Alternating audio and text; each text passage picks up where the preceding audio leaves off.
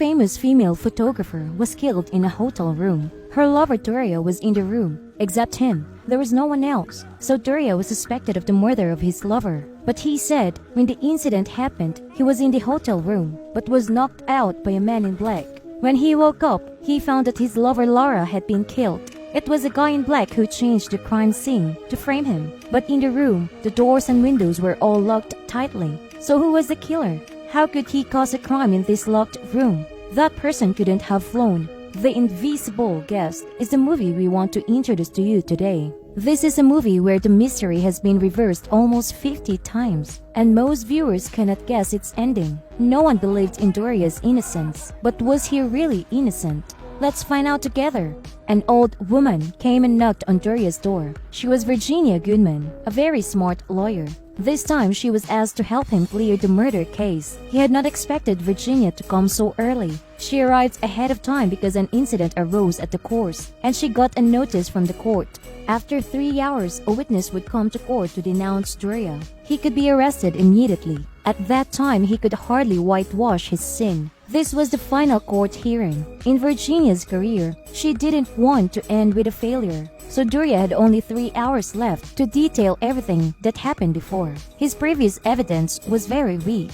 Virginia asked him to tell everything very carefully and meticulously. All the details that happened on that day. He stared at the newspaper on the table. The missing man. 3 months ago, he recalled him and his lover Laura dated at the house in the suburbs. At that time, he lied to his wife, telling her he was on business trip in France. On the way to Laura's house at the corner, Doria did not follow the directions of the map. He chose a quick shortcut, ignoring the signs warning that road had many wild deer. While driving, Doria did not look ahead, and when a deer jumped out, it scared him, making him swing the wheel and crash into a car going to the opposite way. He panicked, but Laura was calmer. She opened the car door and went to see how the driver was. As they approached, they found that the young driver had been killed. Doria became even more worried. He took the phone to call the police, but he was stopped by Laura. She said it was not their fault.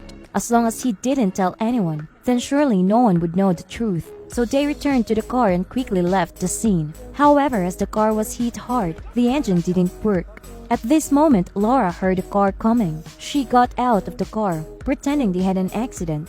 They were discussing the car insurance money. The passerby was very enthusiastic. He intended to help them, but they quickly refused, seeing both of them were okay. So the driver also drove away. At that moment, Doria and Laura had to deal with the young man's body. They stuffed him into the trunk of the car, and Laura instructed the car to be taken away and destroyed, and she would stay there to wait for rescue. Driving away for a long time, Doria finally reached the deep lake in the forest. He pushed the car into the lake, containing the young man as well. But he saw that a deer was looking at him. Though it couldn't speak, it had witnessed what he was doing. He ignored the deer and used all his might to push the car into the lake. Before dark, a rescuer arrived. He examined the condition of Laura's car enthusiastically and offered to drag her car to his house and fix it. While repairing the car, the wife of the kind old man welcomed Laura. She invited her into the house of tea while she waited. The hostess gave her a photo of her son, but Laura could not have expected that her son was a young man who was hit by their car that day. Laura looked around in astonishment. Photos of their family were all over the place. Laura couldn't sit still anymore. She used an excuse to leave.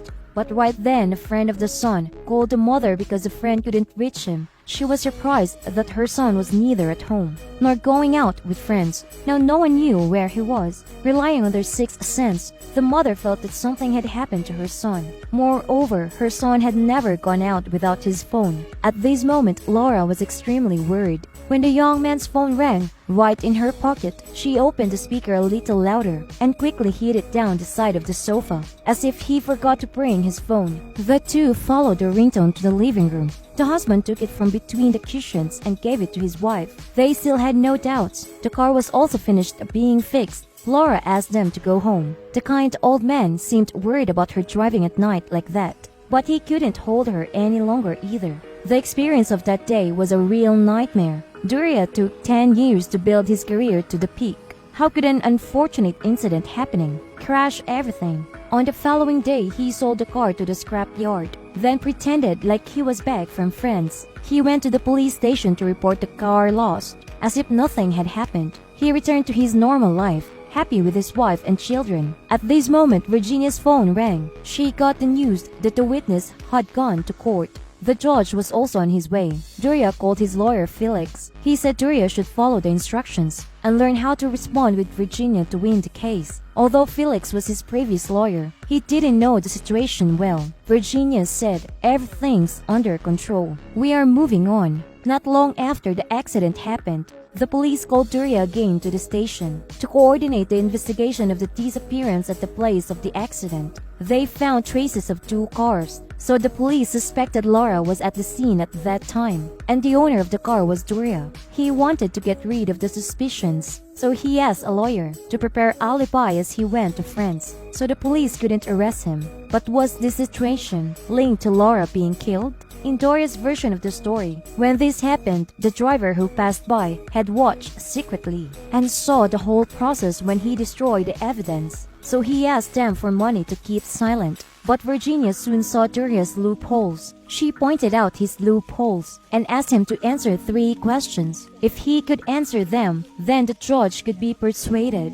Firstly, what does the message on the phone mean? Secondly, why didn't the murderer take the money? Thirdly, how can the killer get in and out of the locked room leaving no trace? He couldn't answer. Then, Virginia had a hypothesis based on his responses, based on his fear. So Laura went to the hotel with the money, but the man in black most likely had hidden into the room before. When the two received the message, knowing they had been cheated, they intended to leave. Virginia said the one in black was most likely Thomas, the young man's father. He had a reasonable motive to kill Laura. It was also possible that the envelope was from Thomas. He asked his wife to be a room worker, getting the key to enter the hotel room, killing Laura, creating a fake crime scene to frame Doria, then asked his wife for help again to get away. Now Doria wanted to prove himself innocent. The best way was to blame Thomas. At this moment, Virginia received a call again. Time was running out. They had to make the judge believed Doria was the victim and Laura was the culprit.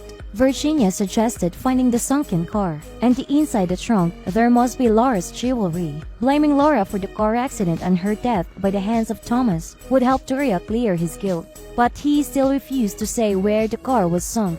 The reason was that the other driver at the scene had seen him. If he went to court, he would recognize Doria. Virginia said, actually, there are no witnesses. He can't see the judge. He was amazed at Virginia's intelligence. She was really a lawyer who could professionally change black to white. He completely believed Virginia. She was a person to be trusted. After that, Doria marked the place where the car was sunk. But he added that when he tried to push the car, he discovered that the young man was not dead, but things had gone too far, so he pushed both the car and the young man into the lake.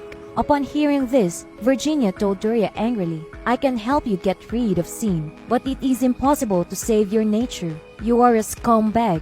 What she said angered him. He threatened her and told her she had no choice. She was forced to win the final case, to keep the title of a never-fail lawyer. But what if he was behind it all? Destroying the car without traces, taking the young man's money, calling Laura to make an appointment at the hotel. Doria planned everything and forced Laura to comply with his orders, because Virginia had reports proving that after the accident happened, Laura developed a severe anxiety disorder. She felt insecure and regretful, so she phoned and told the young man's parents the truth. She wanted to take Doria's money and give it to the young man's family, and told Doria to turn himself in together with her. That's why she sent a threatening letter and sent a message with the appointment addressed to him. In the hotel, she waited for her appointment. Moments later, Doria arrived at the hotel, and he made sure that no one had seen him. After that, Laura said everything, but he refused to listen and follow. He frantically beat her to death.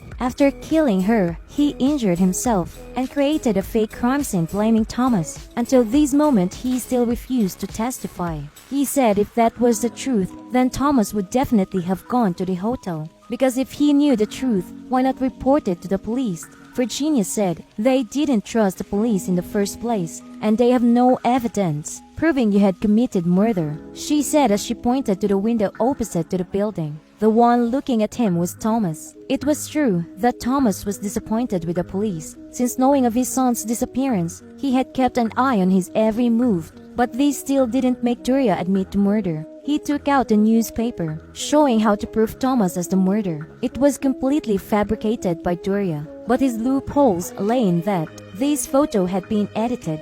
Virginia pointed out the mirror in the photo. There was no reflection of Thomas' wife. He looked at her in surprise. He couldn't argue with her further. If he could convince her, then he could almost erase the scene. But this was not possible. So he admitted that he had killed the young man and Laura. At this moment, the voicemail of the telephone buzzed. The lawyer, Felix, called him. Doria's phone didn't connect, but he had something important to say. Virginia heard this and told him to call Felix back, and she wanted to go out and buy a coffee. After she left the room, Doria called Felix. It turned out that he had found the passerby who saw him at the accident, and he was also the witness who could denounce Doria. Felix gave him some money to make him keep silent in this case. Doria was extremely pleased to say that he had told Virginia everything. He trusted Virginia very much. Suddenly, he heard a shrill electrical noise. That was transmission interference. Immediately afterwards, Doria watched the ink of the pen in his pocket was leaking. He opened the pen and he was surprised because it was actually a recording device. 3 hours had passed. He looked at the opposite building. Thomas and Virginia were standing there. He couldn't understand why until Virginia removed her mask. She was actually Thomas' wife. Now they had all the evidence to put him in jail. From the accident that killed their son to his killing of his girlfriend Laura, they decided to bring all of his sins to light. At this moment, the real Virginia came knocking on his door.